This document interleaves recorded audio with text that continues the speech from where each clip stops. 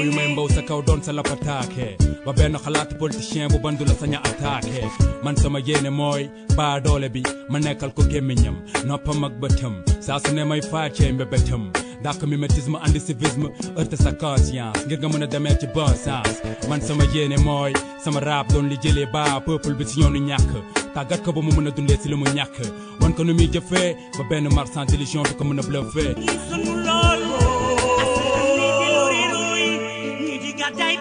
Mesdames, Mesdemoiselles, Messieurs, bonjour. Notre invité est le directeur de l'IDHP, c'est l'Institut des droits de l'homme et de la paix, mais il est professeur agrégé en droit public à la faculté des sciences juridiques et politiques de l'Université Cheikh Anta Diop de Dakar. Sidi Alpha Ndiaye, c'est son nom. C'est un plaisir de vous accueillir à Objection. Merci d'avoir bien voulu accepter notre invitation. Merci Baye Omar et merci de m'avoir invité. Alors, Sidi Alpha Ndiaye, l'avènement des coups d'État et ses prolongements géopolitiques, oui, ce sera analysé dans la seconde partie de l'émission. Mais d'abord, l'actualité, le manifeste et le contre-manifeste. Pour le manifeste, 147 personnes ont signé, 1200 pour un contre-manifeste. Du point de vue démocratique, quelle analyse? Oui, déjà, revenir sur ce qu'est un manifeste. Oui. Qu'est-ce qu'un manifeste? Un manifeste, c'est l'expression d'un parti pris idéologique sur une question d'envergure nationale, sur une question qui engage l'avenir de la nation, le destin de la nation, sur la question démocratique, sur la question de l'état de droit, sur la question de la démocratie, sur la question du pacte républicain, sur la question de la République, des frontières, du territoire, sur ce qui fait nation. Ça pose débat. Ça pose question, ça pose débat et il est normal que des intellectuels puissent se questionner par rapport à cela. Et d'ailleurs, un intellectuel doit avoir un rôle dans la société. C'est sa vocation première. C'est sa vocation première. L'intellectuel n'est pas celui qui aligne des diplômes. L'intellectuel, ce n'est pas celui qui est surdiplômé. L'intellectuel, ce n'est pas non plus le professeur agrégé, professeur tutélaire. L'intellectuel, c'est celui qui assume sa fonction sociale. Celui qui participe à construire le réel. Qui prend engagement. Qui prend qui s'engage en engagement scientifique, et le mot est important, qui participe à la consolidation du réel, à la construction des imaginaires. C'est celui-là l'intellectuel. Et donc dans ce cadre-là, un manifeste, c'est un parti pris idéologique par rapport à l'État du Sénégal, à l'état de notre société démocratique. Et c'est la raison pour laquelle nous avons, parce que je fais partie de ces 142, nous avons entendu prendre notre plume pour écrire afin de dénoncer la situation qui se passe au Sénégal, qui est une situation d'atteinte aux droits fondamentaux, une situation d'irrespect des engagements internationaux ratifiés pourtant par l'État du Sénégal, une situation de crise de la démocratie représentative, une situation dans laquelle il y a manifestement une instrumentalisation de la magistrature, une situation finalement qui fait sombrer le Sénégal, la démocratie sénégalaise, dans un régime de dictature. Osons le mot, disons-le clairement, une dictature ou même un régime totalitaire. Parce que c'est quoi un régime totalitaire? Un régime totalitaire, c'est un régime dans lequel la totalité des pouvoirs est entre les mains d'un seul homme. Ce qui se passe au Sénégal avec l'Assemblée nationale qui n'est qu'une vulgaire chambre d'enregistrement, avec la magistrature qui est instrumentalisée, s'apparente et prend les atours d'un régime autocratique ou totalitaire. Oui, il vous oppose justement un autre argumentaire contraire à ce que vous avez justement développé en disant que oui, la démocratie sénégalaise est intacte. C'est une démocratie vivante même. Par rapport à la réponse qui a été apportée à notre manifeste, je n'appellerai pas ça un manifeste. Pourquoi? Je disais tout à l'heure qu'un manifeste, c'est un parti pris idéologique. Le contre-manifeste, qui n'est pas un manifeste, n'est pas un parti pris idéologique. Ce sont des turiféraires zélés du régime qui ont entendu répondre à un premier manifeste. Un manifeste n'a pas pour but de répondre à une préoccupation existentielle démocratique. Mais ils ont développé aussi. Un manifeste a pour objectif de dénoncer quelque chose. Qu'est-ce qu'ils dénoncent dans leur contre-papier? J'appellerais ça plutôt un contre-papier plutôt qu'un contre-manifeste. Ils développent l'idée selon laquelle les intellectuels qui ont signé le manifeste n'ont pas réagi lorsqu'il y avait des saccages de bus, lorsque les Auchan étaient vandalisés. Mais Baye Omar, vous imaginez une seule seconde qu'un intellectuel investi d'une fonction sociale qui écrirait un manifeste parce que 2 ou 3 Auchan ont été vandalisés. Vous imaginez un manifeste... Le bus qui a été victime justement d'incendie, Oui. avec suivi de mort d'homme. Oui. En attendant, je précise, les conclusions de l'enquête. Ce qui est fortement condamnable et regrettable. Oui. Par contre, est-ce que ça doit faire l'objet d'un manifeste? La réponse est non. Ça Pourquoi? peut être un élément du manifeste aussi, Sidi Alpha Ndiaye. Un manifeste, comme je le disais, n'a Oui. pas pour objectif de commenter la petite actualité politique. Un manifeste a un objectif idéologique qui est assumé. C'est lorsque des questions d'envergure nationale, telles que la démocratie, telles que l'état de droit, telles que la magistrature qui est dévoyée, sont en cause, sont en péril. Lorsque le pacte national, le pacte républicain est en jeu, de faire un manifeste pour se positionner. Essayez de voir ailleurs au Sénégal tous les manifestes qu'il y a eu. Ce sont des manifestes qui n'ont jamais porté sur des faits divers. Ce sont des manifestes qui n'ont jamais porté sur des bus qui ont été calcinés. Et c'est un acte regrettable. Ce sont des manifestes qui n'ont jamais porté sur des supermarchés qui ont été vandalisés. C'est torpiller l'idée intellectuelle même d'un manifeste que de croire que des intellectuels pourraient se réunir pour commenter ici ou là des actes qui relèvent d'infractions de droit commun. En réalité, qu'est-ce qui vous dérange dans la situation actuelle que connaît le Sénégal du point de vue démocratique? Ce qui nous dérange, c'est que le Sénégal sort du modèle de la démocratie. Qu'est-ce qu'une démocratie? Une démocratie ne se définit pas que par les élections. La démocratie, c'est la séparation des pouvoirs. La démocratie, ce n'est pas l'instrumentalisation de la magistrature. La démocratie, c'est le respect des droits fondamentaux. La démocratie, c'est le respect des droits, des opinions, de la liberté d'opinion, toute chose qui a été consacrée par des textes internationaux. Mais vous rendez-vous compte, Bayomar, on est dans un pays dans lequel même embastiller des journalistes est devenu normal. On est dans un pays dans lequel jamais la magistrature n'a jamais été aussi soumise. On est un pays qui finalement sort du carcan de l'état de droit pour basculer dans une autre forme de régime que j'ai appelé tout à l'heure de régime de dictature. Mais c'est ça la réalité aujourd'hui au Sénégal. Et la preuve, même les intellectuels qui osent parler, finalement, sont cloués, et ils essayent de clouer au pilori ces intellectuels-là en sortant toute une armée de turiféraires zélés, de militants alimentaires du régime, des répondeurs automatiques qui entendent répondre à ces intellectuels-là pour dire que la parole n'est plus si libre que ça, que la parole n'est plus autorisée. En fait, au Sénégal, il ne faut plus parler, il ne faut plus se plaindre, il ne faut plus s'indigner, il faut accepter, il faut être dans l'acceptation. Et la presse qui a déchiré sa profession de vérité. Mais pourquoi? La presse ne parle plus. La presse organique, c'est une presse pro-gouvernementale. Si, elle fait son job. Vous faites votre job. D'autres journalistes comme Pape Alé font leur job. Mais la presse classique, la presse organique, mais les Sénégalais se détournent de cette presse-là, qui n'est plus la voix des sans-voix. Et comme la presse n'est plus la voix des sans-voix, les intellectuels, encore heureux qu'ils soient la voix des sans-voix, la voix de ceux-là qui ne peuvent pas parler. Alors, maintenant, parlons justement en démocratie. En démocratie, les institutions fonctionnent, non? Oui, mais en Chine, il y a des institutions qui fonctionnent. Oui. En Russie, il y a des institutions qui fonctionnent. En Corée du Nord, y a-t-il pas des institutions qui fonctionnent? Diriez-vous que ce sont des modèles démocratiques?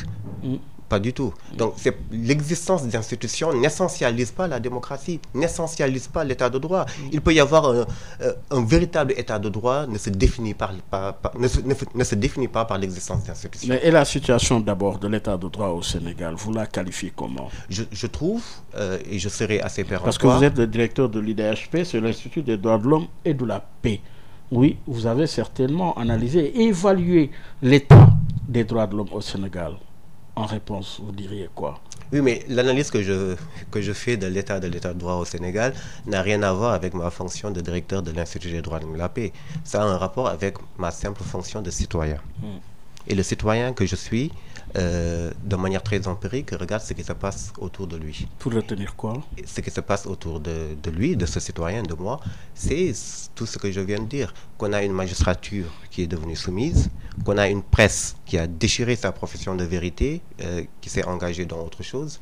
On a des libertés publiques qui sont torpillées tous les jours. Vous vous rendez compte qu'au Sénégal, on est dans un pays où manifester n'est plus finalement une possibilité. On est dans un pays où barricader la maison du principal opposant est devenu quelque chose de très banal, de très normal. On est dans un pays où on nous explique qu'un contumax arrêté continue d'être contumax. parce qu'il n'aurait pas été arrêté pour l'affaire Adji Sarr, Ousmane Sonko, pour ne pas la citer. Vous vous rendez compte? Mais le garde des Sceaux, dans sa dernière sortie dans Jeune Afrique, a dit clairement que la condamnation est définitive. Vous, en tant que juriste, parce que vous êtes professeur agrégé en droit public, oui. Quelle réponse? En tant que juriste, on ne peut pas distinguer là où la loi ne distingue pas. La loi pénale dit clairement que le contumax arrêté, finalement, anéantit la décision. Donc, en termes de technique juridique pure, d'orthodoxie du droit, la décision qui a été rendue est anéantie dès l'instant que le contumax a été arrêté. Et la loi ne précise pas que le contumax doit être arrêté pour un motif donné. La loi ne parle que d'arrestation. Et donc, en l'état actuel, pour en revenir à la grammaire du droit pénal, il n'y a plus d'affaire. Ousmane Sonko Adji Sarr. L'affaire a été anéantie parce que la personne, l'intéressé, a été arrêté. Et lorsque, en plus, l'intéressé a été arrêté, il a finalement... Même si c'est dans une autre affaire. Même si c'est dans une autre affaire, évidemment. Qu'est-ce qu'un contumax? C'est un fugitif, c'est quelqu'un qu'on ne voit pas, quelqu'un, finalement, qui est sorti des radars judiciaires, quelqu'un qui est recherché. Comment on peut rechercher une personne, l'arrêter et continuer à rechercher la même personne qu'on a pourtant arrêtée? Ce n'est plus du droit, Baye Omar, c'est du bon sens. Oui, c'est du bon sens, toujours dans la même dynamique. Aujourd'hui, oui, vous suivez de très près la situation, surtout des personnes en détention au Sénégal qui posent problème sous l'angle du droit. Oui, en tant que défenseur des droits humains, quelle analyse faites-vous de la situation de ces personnes? La question est problématique. Effectivement, il y a des détentions pour des opinions politiques, ça c'est incontestable. Des détentions parce que des personnes ont posté un message sur Facebook, des personnes ont même, pour un émoticône, été arrêtées. C'est pas la première fois que le Sénégal est finalement sur le devant de l'actualité pour des questions d'arrestation arbitraire. Je rappelle que c'est le groupe de travail de l'Assemblée générale des Nations Unies qui avait considéré que la détention de Karim Meïssa Wade était arbitraire. Je rappelle que c'est la Cour de justice de la CEDEAO qui avait considéré que les conditions de détention de Khalifa Ababacar Sall étaient arbitraires. Ce n'est pas moi qui le dis, c'est le groupe de travail des Nations Unies, c'est la Cour de justice de la CEDEAO. On peut toujours jeter un voile pudique sur ces arrestations, considérer que toutes les arrestations n'ont aucun lien, aucune proximité avec la chose politique, mais en réalité, ce n'est pas tout à fait exact. Ce n'est pas tout à fait exact. Justement, de ce point de vue, le caractère démocratique avec un rôle dévolu à l'opposition, aujourd'hui, est à analyser dans une démocratie comme la nôtre. Oui, le rapport de force entre l'opposition et le parti, je veux dire la coalition au pouvoir, en termes de coalition. Comment analysez-vous justement cet état de fait aussi? L'opposition ou ce qu'il reste de l'opposition. Oui. Finalement, au Sénégal, c'est pour ça d'ailleurs que je considère que on doit véritablement faire les assises de la démocratie sénégalaise, la questionner, la critiquer, et puis ne pas avoir une vision trop idéaliste de cette démocratie, parce que finalement, qu'est-ce qui permet de dire à certains que le Sénégal est une démocratie? C'est juste que le Sénégal organise des élections une fois tous les 5 ans. C'est juste cet argument-là. Il a enregistré 2 alternances aussi. Oui, 2 alternances qui ne sont malheureusement pas des alternatives, mais des alternances, comme vous venez de le dire. Mais entre-temps, comme la démocratie n'est pas un long fleuve tranquille, comme la démocratie c'est une quête perpétuelle, comme la démocratie c'est une quête de tous les jours, qu'est-ce qui s'est passé depuis 2012? Depuis 2012, l'opposition finalement n'a plus voix au chapitre. À chaque veille d'élection présidentielle, il y a des opposants qui sont arrêtés. À chaque veille d'élection d'envergure nationale, on remarque qu'il y a des arrestations d'opposants pour les écarter, manifestement. Khalifa Ababacar Sall, Karim Meïssa Wade, aujourd'hui Ousmane Sonko. C'est pas ça la démocratie. Et je rappelle que c'est bien la première fois au Sénégal que des leaders d'opposition, en plus les leaders les plus emblématiques de l'opposition, sont arrêtés à la veille de scrutins majeurs. C'est la première fois. Ce qui se passe au Sénégal, c'est quand même quelque chose de nouveau. La dissolution du principal... Vous parlez de l'arrestation d'Ousmane Sonko? Je parle évidemment... Pastef, oui. Oui, bien sûr, je parle de l'arrestation d'Ousmane Sonko, arrêté en dehors... C'est le momento qui pose problème ou bien? Beaucoup de choses posent problème. Oui. Ce qui pose problème, c'est comme par hasard, à chaque élection présidentielle, il y a un leader d'opposition qui est arrêté, comme par hasard. Comme par hasard, toutes les charges retenues contre Ousmane Sonko, finalement, se sont dégonflées comme peau de chagrin. On a parlé de viol, on a parlé d'utilisation d'armes à feu pour menacer. Finalement, on est tombé sur le délit de corruption de la jeunesse. Baye Omar, ce n'est plus une question de droit. C'est une question d'analyse, c'est une question de bon sens. Considérez-vous véritablement qu'il n'y avait aucune raison, à l'époque où Abdou Diouf était président, à l'époque où Abdoulaye Wade était président, considérez-vous qu'il n'y avait aucune raison d'arrêter des hommes politiques? Considérez-vous qu'il n'y avait aucune raison, finalement, de déclencher l'appareil judiciaire quand le président actuel opposant considérait qu'il fallait déloger le président au palais présidentiel? Considérez-vous que c'est un appel à l'insurrection? Je pense qu'il ne faut pas banaliser l'appel à l'insurrection. Il ne faut pas créer une infraction fourre-tout dans laquelle on mettrait n'importe quoi pour écarter des hommes politiques. Il faudrait un peu de réserve, un peu de nuance, et c'est ce qui manque à la démocratie sénégalaise. Ce qui manque à la démocratie sénégalaise, dites-vous, Sidi Alpha Ndiaye. Oui, aujourd'hui, la justice au Sénégal vous renseigne quoi? Sous l'angle justement d'un levier comme pouvoir pour garantir notre démocratie. Je vais citer le président de la République pour répondre à votre question. Oui. N'a-t-il pas dit qu'il est à même de mettre le coude sur certaines affaires judiciaires, sur certains dossiers judiciaires? Oui. À partir de ce moment-là, à partir de cette déclaration, vous voyez bien, il y en a bien d'autres, qu'il n'y a aucune indépendance de la justice au Sénégal. Le principe même de la séparation des pouvoirs pose problème au Sénégal. Et ne pose pas problème que par rapport à la dimension interne de la séparation des pouvoirs.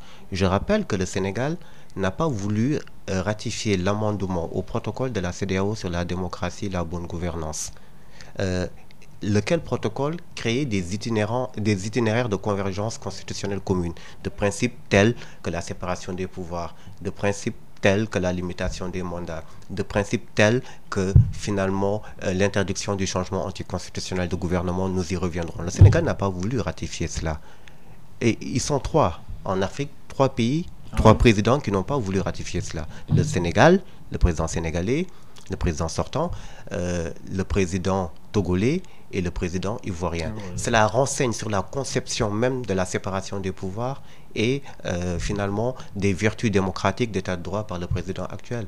Et pour répondre précisément à votre question, la réponse est non. Lorsque vous voyez finalement toutes ces arrestations arbitraires et qui ont été considérées comme étant arbitraires par des instances internationales, par des ONG qui ont pignon sur rue, toutes ces détentions arbitraires, toute cette presse qui est muselée, peut-on toujours considérer qu'il y a véritablement une indépendance de la justice au Sénégal? La réponse, à mon avis, de manière très péremptoire et catégorique, elle est négative. Et pourtant, nous nous acheminons vers des élections cruciales. Je parlais de cette présidentielle de février 2024. Aujourd'hui, justement, avec tout ce que nous avons assisté comme situation, du moins dans cette perspective-là, comment analysez-vous justement les enjeux de ce scrutin? Oui, déjà, on est très mal parti, Baye Omar. Pourquoi très mal parti? Il y a quelques mois... Bientôt démarrent les parrainages. Bien sûr. Oui. Et même très mal parti sur le plan politique. N'a-t-on pas organisé un dialogue national? Mais le but, si vous me permettez, j'aimerais un peu y revenir. Quel est le but d'un dialogue? Le but d'un dialogue, c'est de faire nation, c'est de consolider le tissu national. Le but d'un dialogue, c'est finalement d'éviter la fracture sociale. Est-ce que les Sénégalais sont plus fracturés après le dialogue national qu'avant le dialogue national? Je considère aujourd'hui qu'effectivement que la société sénégalaise est aujourd'hui beaucoup plus fracturée, pour dire que ce dialogue n'a pas servi à grand chose. Pourquoi parlez-vous de fracture de la société? C'est une réalité pour vous? Mais Baye Omar, les prisons sont pleines. Baye Omar, la presse n'est plus libre. Baye Omar, des hommes politiques sont emprisonnés. Il y a des délits d'opinion. Comment voulez-vous qu'on conclue autre chose que la fracture, à la fracture de la société sénégalaise? C'est une société très fracturée, politiquement fracturée, idéologiquement fracturée. La fracture de la société, elle est prégnante, elle est ostentatoire. Qui renseigne sur quoi finalement? Qui renseigne sur le désenchantement de la démocratie, qui renseigne sur l'absence d'état de droit, parce que l'état de droit, encore une fois, n'est pas seulement discursif. L'état de droit ne se définit pas par l'existence d'institutions, mais par le sentiment de justice qu'il y a, par une forme de proximité entre les aspirations du peuple et les institutions qui sont censées incarner cette volonté générale. Aujourd'hui, est-ce que vous pensez que cette volonté générale est légitimement incarnée par les institutions actuelles? La réponse est évidemment non. Elle aurait été positive, la raison que le pouvoir ne chercherait pas à écarter les principaux leaders d'opposition pour éviter qu'une partie importante de la population ne puisse pas avoir voix au chapitre électoral le 25 février prochain. Mais aujourd'hui, le parrainage, oui, avec tout ce qu'il y a comme candidat à la candidature, ça également, c'est un élément à analyser. Par rapport au parrainage, je dirais deux choses. Oui. D'une part, le principe même d'un parrainage ne me choque pas. En démocratie, il faut savoir sélectionner. Oui. Ça se passe ailleurs. Oui. Mais d'autre part, c'est avec amusement que je vois aujourd'hui que sous couvert de l'onction de la CEDEAO, le Sénégal veut mener certaines actions, alors que c'est cette même organisation finalement communautaire, la CEDEAO, à travers sa Cour de justice, qui avait demandé au Sénégal de réviser sa loi sur le parrainage. Est-ce que l'État du Sénégal l'a fait? La réponse est non, l'État du Sénégal ne l'a pas fait. Donc finalement, on se retrouve dans une situation assez ubuesque où, quand ça l'arrange, l'État se rallie à la CEDEAO. Quand ça ne l'arrange pas, l'État finalement torpille les décisions de la Cour de justice de la CEDEAO. J'ai cité des affaires, Karim Wade, Khalifa Sall, l'affaire de la loi sur le parrainage aussi. Oui, mais justement, ce nombre de candidats à la candidature, quand même plus d'une trentaine, ne pose-t-il pas problème en démocratie? Oui, de toute façon, je disais tout à l'heure... Surtout les profils qui sont dégagés. Oui, je disais tout à l'heure, chaque Sénégalais qui remplit les conditions a le droit de candidater. Maintenant, la loi est ainsi faite qu'il y a un filtre, les parrainages, et donc du coup, les Sénégalais qui auront, les candidats à l'élection présidentielle qui auront les parrains nécessaires, finalement, les signatures nécessaires seront légitimes à candidater. La coalition présidentielle Benno Bokk Yakaar, jusqu'ici, n'a pas identifié son candidat à la candidature. Oui, quelle analyse en faites-vous? C'est difficile d'analyser ce qui n'existe pas, vous venez de le dire. Ils n'ont pas encore choisi, pour quelle raison, je ne sais pas. Par contre, je m'étonne de voir tous ces idéologues de la démocratie qui chantent la démocratie à tue-tête tous les jours, considérer qu'on est véritablement dans le cadre d'une démocratie, y compris d'une démocratie partisane, alors même que le choix du candidat se fait unilatéralement par la volonté du chef, le roi Soleil, qui finalement déciderait pour tout le monde, déciderait pour tout le parti.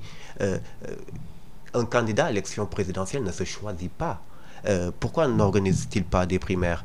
Pourquoi n'y a-t-il pas un système interne de désignation du candidat? Il y a une organisation de sélection. Hein? Ah non, non, j'ai pas... À l'interne. J'ai pas... Oui, avec le président Moustapha Dias qui organise tout ça à l'interne. Oui, je pense que vous faites semblant de ne pas comprendre, mais le président lui-même a dit qu'il va leur choisir un candidat et que tous les autres ont intérêt à se rallier au choix que lui, Roi Soleil, aura fait. Oui, mais comment finalement en est-on arrivé à cela? Ce hyper présidentialisme en démocratie, comme la nôtre surtout, où tout était compétition, débat, argument contre argument, et qu'on se retrouve avec, oui, un homme hyper, voilà, qui choisit, qui est là, qui fait tout, oui, finalement.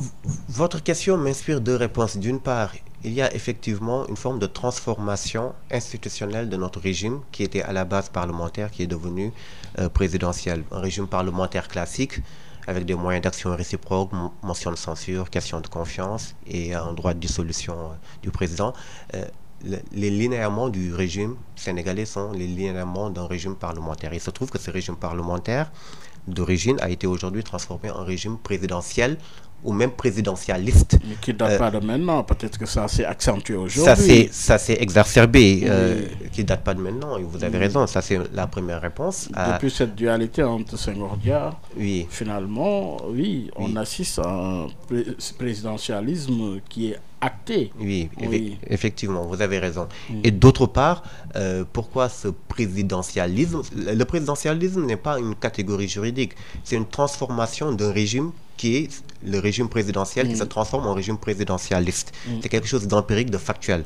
Et le présidentialisme a pour principale finalement origine, cause, le rapport personnel qu'entretiennent les hommes politiques au pouvoir, qui est un rapport très très personnel, très incarné. Toute chose qui ne doit pas avoir droit de citer dans une véritable démocratie. Oui, finalement, pour rappeler à nos auditeurs que vous suivez votre émission Objection, qui reçoit Sidi Alpha Ndiaye, il est professeur agrégé en droit public à la faculté des sciences juridiques et politiques de l'université Cheikh Anta Diop de Dakar, directeur de l'IDHP, Institut des droits de l'homme et de la paix. Parlons finalement de gouvernance, puisque aujourd'hui, c'est cela qui suscite réflexion. Je vais vous parler de cette gouvernance. Pas seulement pour le cas du Sénégal, mais dans la sous-région et un peu en Afrique. Oui, le Sénégal fait exception dans le sens où il n'y a pas de coup d'État. Il y a peut-être des coups d'État institutionnels, mais il n'y a pas un changement anticonstitutionnel de gouvernement au Sénégal. Il n'y a pas de rupture de l'ordre constitutionnel au Sénégal. Il y a pu y avoir des coups d'État institutionnels. Les coups d'État institutionnels, c'est tout ce qui a un rapport avec l'instrumentalisation de la magistrature, le fait de torpiller et d'interpréter de manière très fourbe les textes de loi à des fins de conjecture politicienne. De ce point de vue, le Sénégal est habitué à des coups d'État institutionnels, mais n'a jamais connu de coups d'État dans le sens où il y aurait un changement anticonstitutionnel de gouvernement. Il y en a eu au Mali, au Burkina, au Niger, récemment au Guinée, Gabon, et tous ces coups d'État, malheureusement, ont pour origine, vous l'avez dit, des questions de gouvernance. Déjà, il faut le dire, et c'est très important, l'insuccès de tous les mécanismes africains et sous-régionaux d'évitement des coups d'État. Il y a la charte africaine sur la démocratie, les élections, la bonne gouvernance. Il y a le protocole, je le citais tout à l'heure, de la CEDEAO sur la démocratie, la bonne gouvernance, qui est lui-même un protocole additionnel au mécanisme de prévention des conflits. Et tous ces mécanismes, finalement, échouent à prévenir les coups d'État. Échouent à prévenir les coups d'État parce que fondamentalement, il y a un problème de gouvernance qui se passe. Problème de corruption. Le dernier rapport de la Cour des comptes a parlé des fameux fonds Covid, finalement, que l'on n'arrive pas à retrouver. C'est une question importante, la question de la gestion financière de l'État, la question de la transparence, qui est une exigence d'ailleurs de l'UMOA à travers quelques directives de 2005, de 2009. La question de l'État de droit, la question de la démocratie, la question de la crise de la démocratie représentative, la question des droits fondamentaux qui sont piétinés, qui ne sont pas respectés. Toute chose qui peut à terme entraîner un sentiment de désenchantement des masses populaires à l'égard des dirigeants, et ce sentiment de désenchantement peut entraîner ces coups d'État-là. Et pour preuve qu'il y a un sentiment de désenchantement, ce qui se passe au Mali, ce qui se passe au Niger, ce qui se passe au Gabon, c'est quoi finalement? Contre toute attente, on voit des populations locales qui finalement adhèrent à l'illégalité. Et ça revient à se poser la question de savoir quel est le projet du Conseil de paix et de sécurité de l'Union africaine. Préférer la légalité à la légitimité, ça pose problème. Ça pose problème, le cas du Niger. Et là, oui, c'est vrai que le plus récent des coups d'État nous provient du Gabon. Oui, ça aussi, ça pose problème. Le Gabon, comment analysez-vous justement ce coup d'État intervenu au Gabon juste après la proclamation de résultats annonçant la victoire, oui, du président Ali Bongo? Y a-t-il besoin d'analyser autre mesure cette situation? 55 ans, Bayomar. Pendant 55 ans, la famille Bongo, Omar et Ali, se sont succédés à la tête de l'État. 55 ans. En 2016, les élections avaient opposé Ali Bongo à Jean-Ping. On connaît le résultat. Finalement, le coup d'État institutionnel à l'époque. Aujourd'hui, bon, le week-end dernier, il s'est passé la même chose. Ce qui se passe, c'est que 55 ans, à un moment, les gens disent stop. À un moment, il y a une rupture qui est consommée. Et lorsque la rupture est consommée entre le peuple et les gouvernants, ça ne peut malheureusement que créer ces situations-là. Et c'est le lieu d'avertir. Je disais tout à l'heure que l'intellectuel, c'est celui qui doit être toujours celui qui doit anticiper, celui qui doit alerter. Faisons Un attention. avant-gardiste. Avant-gardiste. Faisons attention à ce qui se passe au Sénégal. Étouffer des voix et considérer qu'une bonne partie des millions de Sénégalais ne pourront peut-être pas voter pour le candidat de leur choix, c'est inviter ces personnes à réagir autrement, à s'exprimer autrement. Parce que le peuple s'exprime toujours. Laissons le peuple s'exprimer électoralement, dans les urnes, une véritable démocratie électorale. Étouffer le peuple ne peut produire que des effets pervers. On l'a vu au Gabon, on l'a vu dans certains pays en Afrique. Le cas du Niger. Le cas du Niger aussi. Oui, parce qu'il est craint une intervention. Justement, oui, vous avez suivi la réaction de part et d'autre pour éviter cette intervention apparemment imminente. Quelle est finalement l'alternative? Parce qu'il faut trouver quand même une solution à ce problème qui perdure. Oui, pareil. Au Niger, oui. Je m'interroge sur les contradictions de nos dirigeants. Le Sénégal, avec la couverture de la CEDEAO, interviendrait au Niger, alors que le Sénégal n'a pas essayé d'intervenir au Mali. Pourquoi? Il y avait un coup d'État. Pourquoi la CEDEAO n'est pas intervenue en Guinée? Pourquoi la CEDEAO n'est pas intervenue au Burkina Faso? Pourquoi le Niger? Et la question Pourquoi la question, ça pose la question en filigrane de savoir, en tout cas la question se pose s'il n'y a pas des intérêts qui ne sont pas ceux des peuples africains qui sont en jeu dans cette intervention-là.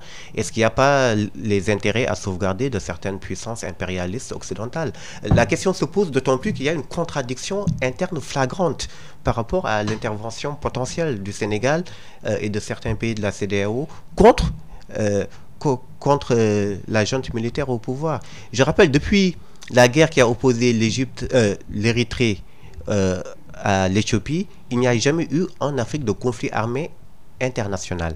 Ce serait bien la première fois depuis 1998-2000 qu'il y aurait un conflit armé international, c'est-à-dire un conflit armé qui opposerait des États, des souverainetés. Tous les conflits qui existent aujourd'hui en Afrique, et on doit le dénoncer, sont des conflits armés internes, c'est-à-dire des conflits qui opposent un État à un groupe armé non étatique, qui opposent un État à des groupes sécessionnistes, comme au Mali, comme au Nigeria, etc. Ce serait bien la première fois depuis très longtemps que l'Afrique va renouer avec la conflictualité interétatique. Et connaissant les risques potentiels de tout conflit armé international, je pense qu'on est là en train d'ouvrir une boîte de Pandore militaire qu'on aura du mal à refermer. Vous proposerez quelle option pour le cas du Niger? Mais diplomatique, oui. Mais les options s'inscrivent dans le temps long.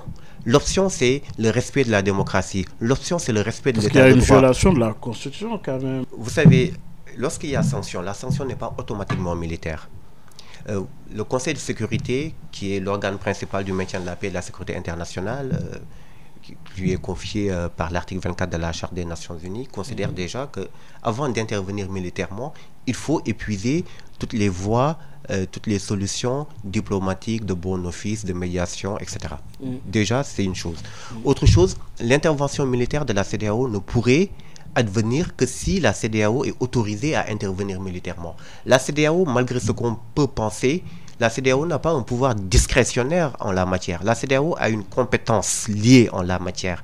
La CEDEAO ne peut agir militairement que si le Conseil de paix et de sécurité de l'Union africaine lui autorise de le faire, et ne peut intervenir militairement que si le Conseil de sécurité des Nations Unies lui donne l'autorisation de le faire. L'intervention, c'est pas encore le cas. L'intervention, en tout cas, le projet d'intervention militaire, lorsqu'il a fallu intervenir en Gambie, à la suite des élections qui a vu Adama Barrow remporter le scrutin au détriment de Yahya Jammeh, il y avait une autorisation, une résolution du Conseil de sécurité pour donner son onction. Parce que seul le Conseil de sécurité peut le faire. Et donc, les préalables d'une guerre ne sont pas encore réunis. Et sur le plan de la légitimité, on peut se poser la question de savoir pourquoi aller faire la guerre. Est-ce que c'est la seule solution? Est-ce que embarquer le Sénégal dans cette guerre-là ne nécessite pas pour le président de la République de venir s'expliquer devant la nation pour expliquer les tenants et les aboutissants de cet engagement militaire, ne serait-ce que parce que les populations africaines, la population sénégalaise paiera un lourd tribut financier. Mais justement, dans le cas d'espèce, on a annoncé l'envoi des troupes sénégalaises, oui, vers quelque part au Bénin, Expliquez-nous en tant que juriste le procédé. Non, c'est le président. C'est le président qui le fait. La question, à mon niveau, n'est pas tant de savoir quelles sont les modalités pratiques d'engagement des forces militaires que de savoir les raisons. Les raisons avancées par le président pour engager le Sénégal dans cette guerre, oui, vous paraît suffisantes comme raison légitime, oui. Pourquoi n'ont-ils pas engagé la guerre contre le Mali, la Guinée, le Burkina Faso, si ce sont les mêmes raisons? Si c'est parce qu'il y a une rupture de l'ordre constitutionnel, il y a bien une rupture de l'ordre constitutionnel au Mali, en Guinée, au Burkina Faso. Pourquoi n'y a-t-il pas eu guerre? Et c'est pour ça, Omar... Mais il faut un moment quand même pour freiner cette expansion. Mais justement, c'est parce qu'il faut un moment que je considère à titre personnel qu'il y a peut-être potentiellement des puissances extérieures qui guideraient l'action de nos chefs d'État. Et si tel est le cas, finalement, ça serait une trahison au peuple d'Afrique. Et que vous renseigne le comportement, l'attitude de la CEDEAO dans la gestion de ces conflits? Oui, la CEDEAO est fracturée. Fracturée parce que tous les États membres de cette organisation ne sont pas sur la même ligne. On a bien vu la position du Mali, on a bien vu la position du Burkina Faso et d'autres pays, et d'autres comme le Sénégal, d'autres comme le Togo, d'autres comme la Côte d'Ivoire qui sont sur la même ligne. Je vous rappelle que le Sénat au Nigeria a même interdit l'utilisation des forces d'armée, l'engagement des forces d'armée du Nigeria dans ce conflit-là. Finalement, cette guerre au Niger renseigne sur une fracture assez béante de la CEDEAO, sur finalement le fait que cette organisation qui est censée rassembler, qui est censée créer des solidarités de proximité, est en train de montrer toutes ses limites. Mais on parle tout de même de l'imminence de cette intervention au Niger. Oui, pour vous, du point de vue de la démarche, parce que comme vous l'avez dit aujourd'hui, il n'y a pas encore l'autorisation. Deux choses à dire. Sur le plan juridique, les préalables ne sont pas encore remplis, les prérequis. Sur le plan sociologique, il faudrait que les pouvoirs en place renseignent les peuples d'Afrique sur les véritables motifs de cette guerre-là. Fait-on la guerre par procuration? Fait-on la guerre afin de protéger les peuples d'Afrique? Fait-on la guerre pour déboulonner des juntes militaires au pouvoir? Et dans ce cas-là, pourquoi ne la fait-on pas au Mali? Pourquoi ne la fait-on pas au Burkina? Pourquoi ne la fait-on pas en Guinée? Et je pense que ce sont des questions assez importantes sur lesquelles il serait bon, étant donné que pour certains on est dans une véritable démocratie, que ceux qui pensent qu'on est dans une véritable démocratie puissent apporter cette réponse-là, qui est assez importante à mon avis. Sidi Alpha Ndiaye, la perspective, il est bon d'analyser, critiquer, mais aussi il est bon de dégager la perspective. Finalement, l'Afrique, je parlais de cette sous-région confrontée à des coups d'État permanents qui maintenant se déplacent du côté de l'Afrique centrale. Aujourd'hui, comment trouver une réponse durable à ces nombreuses crises? Parce que, oui, on a vu également que cette jeunesse africaine, elle est secouée aujourd'hui, qui emprunte la voie de la mer avec ce que cela donne comme résultat. Oui, quelle alternative face à une situation, à une crise assez profonde et complexe on peut remonter à très loin, mais je vais revenir à l'actualité. On peut remonter à très loin et dire qu'aux indépendances, le travail de décolonisation n'est pas achevé. Qu'il y a une forme de décolonisation qui s'est limitée à des considérations strictement politiques. Mais la décolonisation véritable n'est pas achevée. On le voit sur des questions économiques, que les États africains sont toujours sous l'emprise de puissances occidentales.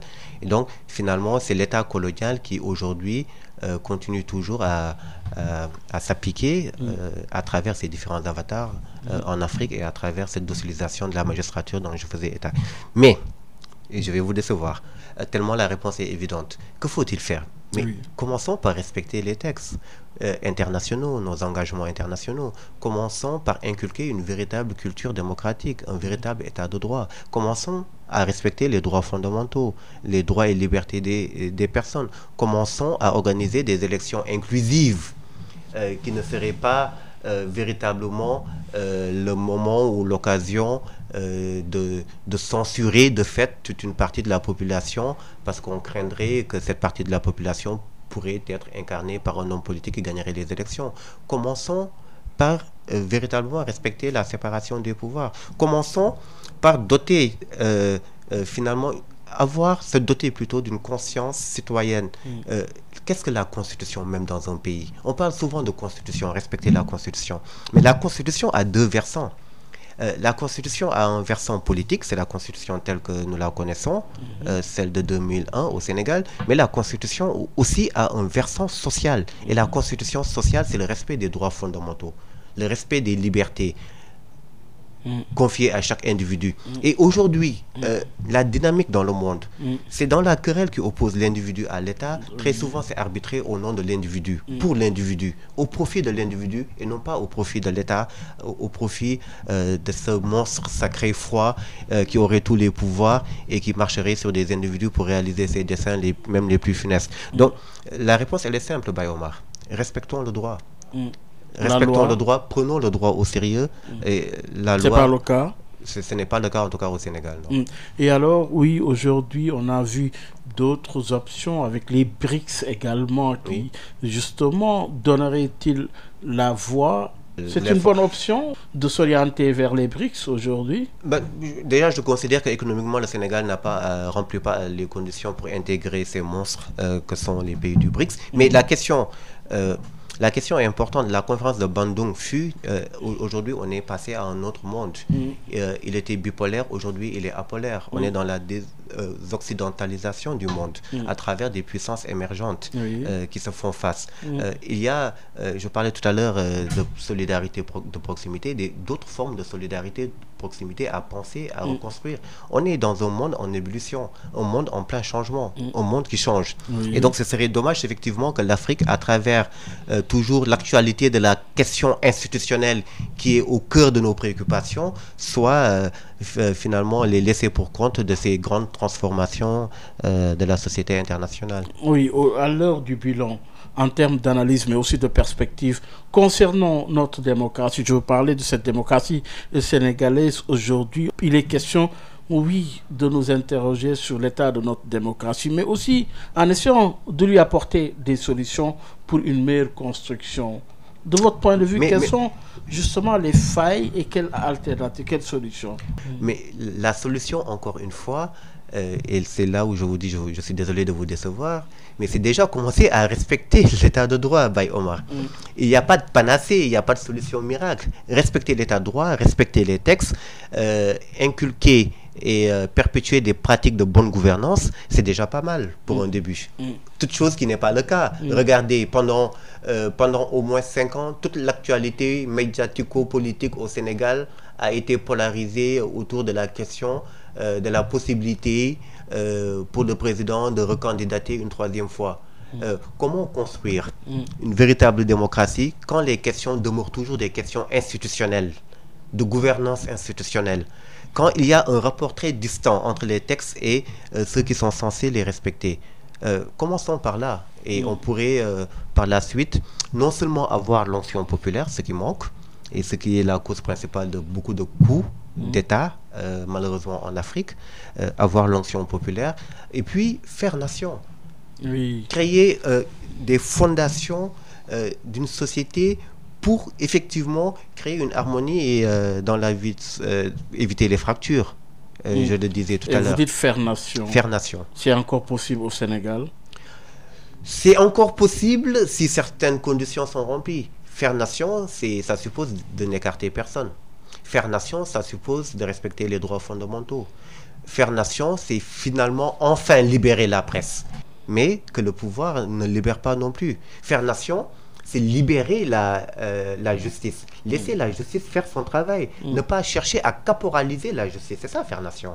Faire nation, c'est toutes ces considérations-là, toutes ces occurrences-là qu'un pouvoir qui se dit démocratique se doit de respecter, ce qui n'est pas le cas actuellement. Donc vous aurez compris que le constat que je fais de la situation politique au Sénégal est très sévère.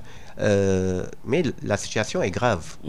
La situation est grave et je pense que... Et pourtant, on se dirige vers des élections cruciales, la présidentielle de 2024. Mais une élection n'est pas la panacée. Une élection peut être tronquée. Qu'est-ce qui s'est passé au lendemain des élections présidentielles au Gabon? Un coup d'État. Qu'est-ce qui s'est passé au lendemain d'élections présidentielles au Kenya?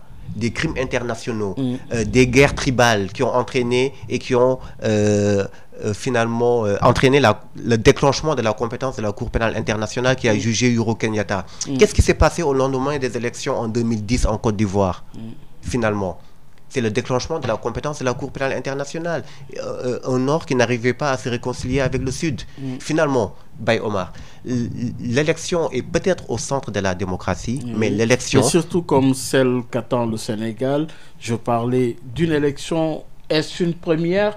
Est-elle spécifique, cette présidentielle? Parce que le président sortant n'y prend pas part. Oui, il y a quand même une certaine spécificité à cette présidentielle. Non, il n'y a aucune spécificité. Le président n'y prend pas part parce qu'il ne pouvait pas... Le président sortant n'y prend part parce qu'il ne pouvait pas juridiquement y prendre part, tout simplement. Donc, on ne peut pas considérer que c'est une spécificité. En termes d'enjeux, oui, ça lui dénote quand même des enjeux assez... Oui, mais dans un monde idéal, oui, mais... Parce que le Sénégal, jusqu'ici, n'a pas connu, de telles élections avec un président sortant qui ne prend pas part à ces élections. Oui, formellement, formellement c'est séduisant. Oui. Formellement, ça a l'air d'être quelque chose de très positif. Effectivement, le président ne prend pas part, encore est-il qu'il ne pouvait pas y prendre part. Il y a pour la première fois des élections sans président sortant. Formellement, ça a l'air séduisant sur le papier. Mais ça ne fait pas tout des élections.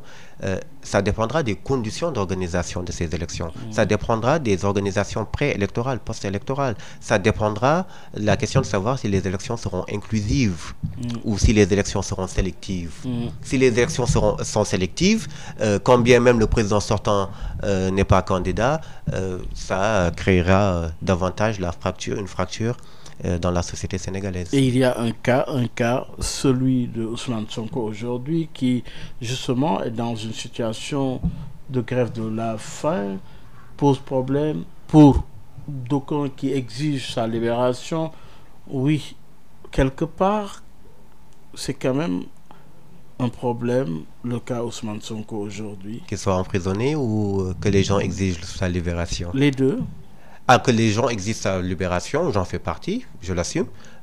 Non, ça ne pose pas de problème. Lorsqu'on considère, j'ai entendu certains dire que oui, mais pourquoi des juristes demanderaient la libération d'un homme politique? Que ce ne serait pas respectueux de la séparation des pouvoirs. Ça n'aurait pas été respectueux de la séparation des pouvoirs si l'emprisonnement de Ousmane Sonko était fait dans les règles de l'art, dans l'orthodoxie du droit. Mais comme c'est un emprisonnement, un embastillement qui n'a rien à voir avec le droit, mais qui a à voir avec une interprétation fallacieuse du droit, on peut effectivement assumer le fait de réclamer et d'exiger sa libération immédiate. Comme on réclame la libération de tous les détenus pour des opinions politiques. Comme on a, à titre personnel, je réclamerai la libération, j'ai ouï dire que ça s'est fait hier, de Cheikh Bara Ndiaye qui n'a rien à faire en prison. Comme le fait de dire que Pape Alé Niang n'avait rien à faire en prison. Comme le fait de dire que les journalistes n'ont rien à faire en prison. Comme le fait de dire que les jeunes qui postent des messages sur Facebook n'ont rien à faire en prison. Comme le fait de dire que Bassirou Diomaye Faye n'a rien à faire en prison. Comme le fait de dire qu'on est dans un état policier, et attention, à trop vouloir être dans un état policier, on cesse d'être dans un état démocratique. C'est à choisir. On ne peut pas se revendiquer état policier et en même temps se revendiquer état démocratique. C'est une aporie, là. Un état policier ne peut pas être démocratique. Et manifestement, on est dans un état policier. Donc oui, à titre personnel en tout cas, j'assume le fait de demander la libération de Ousmane Sonko parce que ces conditions de détention, les conditions qui l'ont amené en prison n'ont rien à voir avec le droit. Ce sont des conditions qui ont un rapport avec une interprétation fourbe, fallacieuse et assez fantaisiste du droit. Et finalement, oui, cette détention de Ousmane Sonko, en perspective de la présidentielle, le débat est en cours aujourd'hui avec la grève de la faim. Quelque part, l'état de droit est questionné là-bas. Oui, je disais tout à l'heure que pour faire nation, il faut éviter de créer des fractures. Une élection présidentielle, elle sert à ça. Elle sert à créer un nouveau souffle, une dynamique collective Une élection présidentielle, il n'y a pas un rendez-vous aussi important qu'une élection présidentielle pour faire nation, justement. Mais pour faire nation, encore faut-il, je me répète, que les élections ne soient pas sélectives. Si les élections sont sélectives, si elles sont organisées de manière opportune... Qu'est-ce que vous appelez sélective? Choisir ses candidats. Si le président, à travers ces élections, veut choisir ses candidats, ce sont des élections sélectives. Et dans ce cas-là, l'élection présidentielle de février 2024 n'apportera rien en termes de démocratie, n'apportera rien en termes de consolidation de nos acquis démocratiques. Absolument rien du tout. Oui. Alors, parce que, je le répète, jamais au Sénégal, depuis les indépendances, une élection présidentielle n'a été sélective. Jamais. On l'a vu sous Diouf, on l'a vu sous Wade. C'est la première fois avec le président sortant que des élections présidentielles sont des élections sélectives. Même les élections législatives, Baye Omar, sont des élections sélectives. À travers l'annulation fallacieuse de certaines listes, le fait de retenir d'autres listes, toutes les élections d'envergure nationale depuis 2012 sont devenues des élections sélectives au Sénégal, et c'est ça la réalité. Oui, interrogeons-nous sur l'attitude du chef de l'État sortant qui s'est rendu à Touba, justement pour sa dernière visite. Oui, quelque part, comment analysez-vous cette posture incarnée par un président sortant face à une élection en perspective? Oui, le cas du Sénégal est à analyser. Oui, le dernier mot par rapport à une élection qui est attendue, un pays qui est dans une situation difficile et qui doit garder intacte sa posture d'état de droit, un pays dont la démocratie a été chantée et qui se retrouve aujourd'hui à garder cette image quelque part, un président qui s'en va. Oui, ça dépendra de quel contenu il donnera aux 4 mois qui lui restent d'ici les élections. Le fait qu'il soit allé à Touba, ça c'est une tradition apparemment initiée depuis Abdoulaye Wade. Je n'ai pas de commentaire particulier. C'est la dernière. Oui, que ce soit la dernière ou ça aurait été la première, que je n'aurais pas davantage de commentaires à faire. C'est l'actualité d'un président qui va là où il veut aller pour des raisons que j'ignore. Mais que retenir? Que retenir finalement? La question dépend de l'action du président de la République, qui normalement, s'il a une haute idée de la République, de la nation, ne doit même pas engager des réformes majeures qui lieraient le proche de son successeur. C'est un président qui expédierait les affaires courantes. Ce serait un président qui s'occuperait des affaires courantes. Si telle est l'ambition du président sortant, c'est une très bonne chose. Mais si son ambition, c'est de continuer son opération de sélection, si son ambition, c'est effectivement ce que je dénonce tout à l'heure, l'instrumentalisation de la magistrature, l'accaparement de certains pouvoirs, la sélection de certains candidats, si c'est ça l'ambition, je vous le dis de suite, l'élection présidentielle de février 2024 n'aura pas les résultats escomptés en termes d'acquis démocratiques. Ce sera une élection pour rien. Oui, et la CEDEAO, finalement, en termes de réflexion, en termes de perspective, comme l'entité sous-régionale aujourd'hui nécessite quelque part, oui, d'être retouchée dans sa configuration. Retouchée, actuelle. Je ne dirais pas, mais respectée, oui. Respectée surtout par le Sénégal. Respectée par le Sénégal. Quand la Cour de justice de la CEDEAO, je le répète parce que c'est la vérité juridique, judiciaire, quand la Cour de justice de la CEDEAO donne des injonctions à l'État du Sénégal ne respecte pas l'affaire Khalifa Sall, l'affaire Karim Wade. Quand la CEDEAO propose des amendements au protocole sur la démocratie et la bonne gouvernance, le Sénégal ne ratifie pas. Le Sénégal ne peut pas avoir une réaction à géométrie variable par rapport à la CEDEAO. Respecter quand ça l'arrange, ne pas respecter quand ça ne l'arrange pas. Et donc, que faut-il faire pour la CEDEAO? Je suis sénégalais, je parle pour l'État du Sénégal. Commençons à respecter les délibérations de la CEDEAO. Commençons à ne pas considérer, quand ça ne nous arrange pas, que ce que décide la Cour de justice de la CEDEAO n'a qu'une vertu pédagogique. Respectons nos institutions, et c'est cela l'état de droit. Respectons nos engagements internationaux. Respectons ce pourquoi on a adhéré à ce grand ensemble normatif. Et si on ne le respecte pas, on ne peut pas attendre grand-chose de la CEDEAO, effectivement. Oui, il est à éviter cette intervention au Niger. Je considère que cette intervention militaire, si elle se produisait, c'est une trahison. Le mot n'est pas fort. Le mot est très fort, et c'est pour ça que je l'ai choisi à dessein. Une trahison au peuple d'Afrique. Une trahison pour deux raisons. Une trahison parce que ça ferait renouer l'Afrique avec des conflits armés internationaux. Toute chose que l'Afrique a pensé finalement dans les livres d'histoire, inscrit dans les livres d'histoire. Une trahison aussi parce que finalement, le constat n'est pas plaisant, mais il est véridique. Les populations sont beaucoup plus proches des juntes militaires que des présidents déchus. Et ça pose un problème de légitimité.